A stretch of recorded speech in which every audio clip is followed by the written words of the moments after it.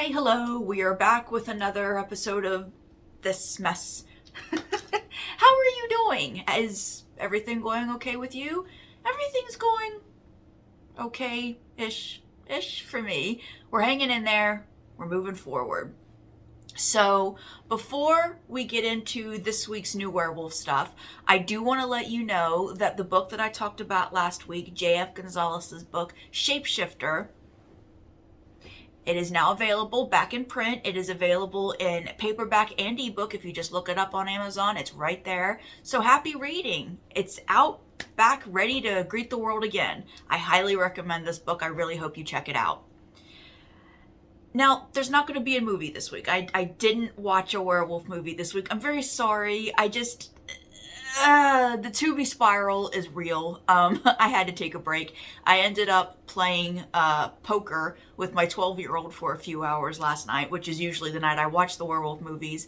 And I've also been binging Twin Peaks because last Friday was Twin Peaks Day. I've been binging, and there's only so much my mind can take. And Twin Peaks being the kind of mind fuck that it is, I decided to opt out of the werewolf movie thing this week. But don't worry, next week will be another story. I actually got a recommendation for a very interesting sounding werewolf movie from a friend on Twitter, so I'll be giving that a try and talking about it next week. So good news. So I am going to talk about a book, and I want to give a sort of disclaimer. As a horror creator, as an indie author, I want you to know that it makes me distinctly uncomfortable to talk about a book that I read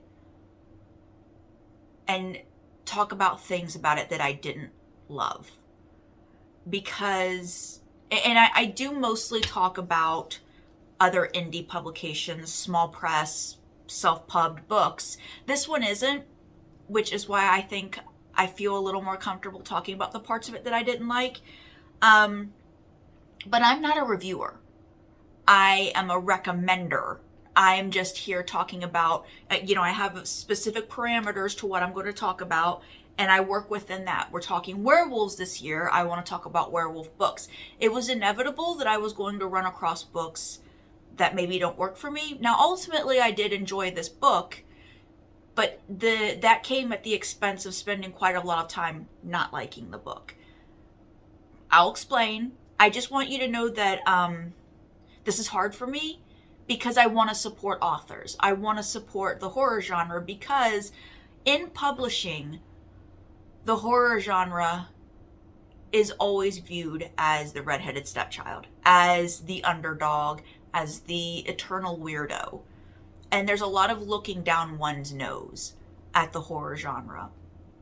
And in the big 5 publishing houses, there are only so many seats afforded to horror creators, and half of those are reserved for Stephen King.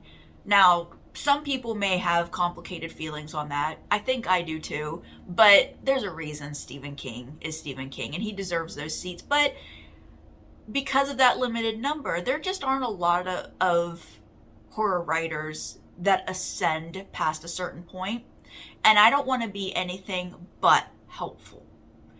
So the book I'm going to talk about, I do want to assure you, I did end up liking it, and I want to make sure that I focus on the parts of it that I did like, but I also want to be honest about this and let you know I struggled with this book a little bit.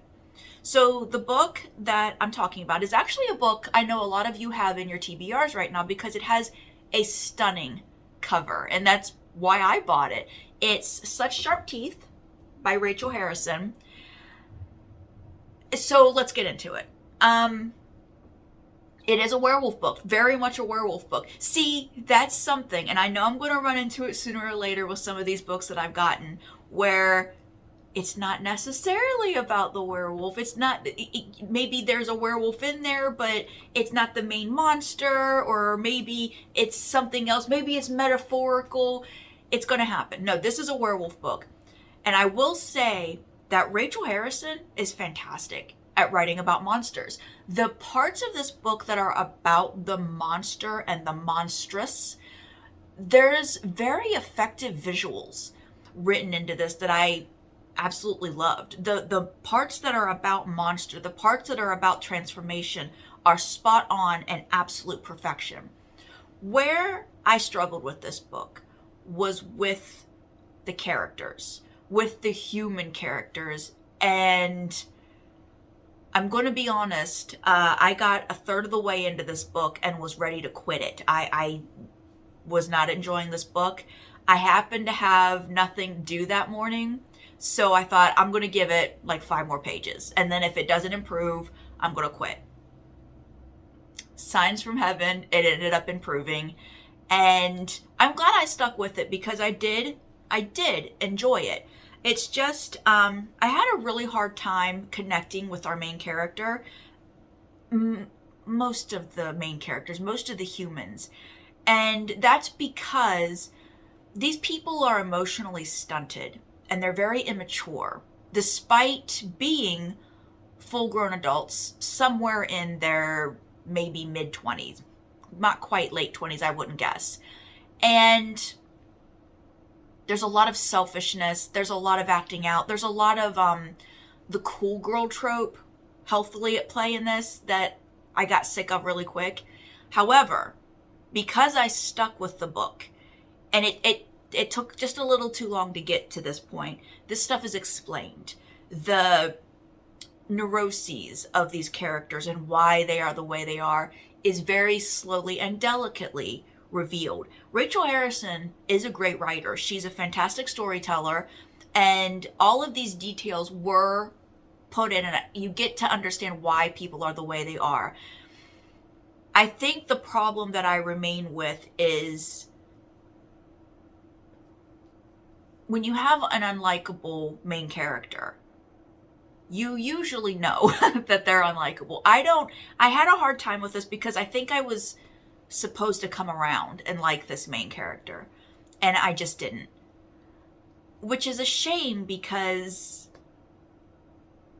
the monster aspects of this, the creature aspects of it, and even the way the adventure plays out, I really liked. I just could not for the life of me connect to this main character. And it also, for me, and again, this is subjective, this book doesn't need my help. This book doesn't need my review. It's doing fine. Rachel Harrison is very successful for good reason. Now that I've read that, I understand. There is something of a whiff of YA to this writing. And YA is huge, makes tons of money, very successful. It's not for me. And again, that's just me. Please, if you have this book sitting in your TBR pile, pick it up, read it. Great monster story. It's just for me, I struggled.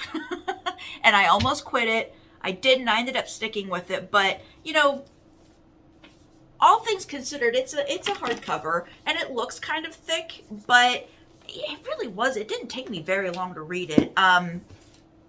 It's not a long read. It doesn't take you long to get through it. The pacing is wonderful. This is a wonderfully paced book, despite taking too long to get to certain aspects. But I think that's on me. I think just because I could not connect to this character, getting an explanation of why this person is the way they are was a little too long coming for me, because I just was already seated in that I don't like you seat, if that makes any sense. But I did end up liking it.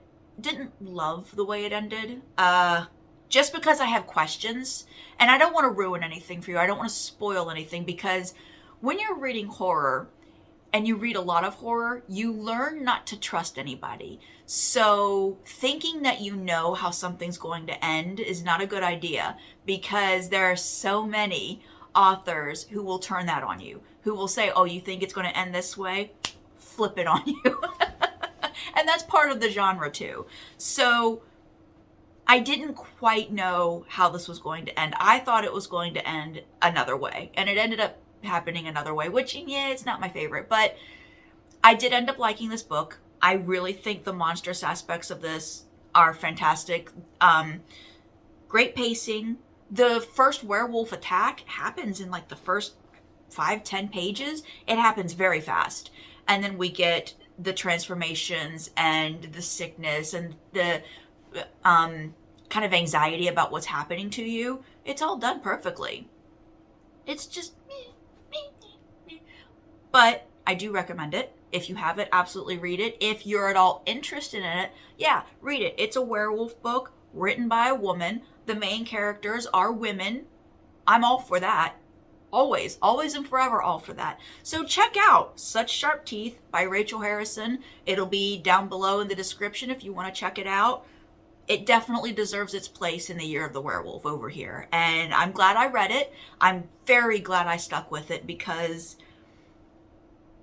I will say, despite the subjective issues that I had with it, there are visuals in this book that have stuck with me. I finished this book 3-4 days ago, and I'm still thinking about certain scenes from this book that are incredibly, incredibly effective, haunting, and unnerving. It's done very well. So yes, give this a try. Definitely try it.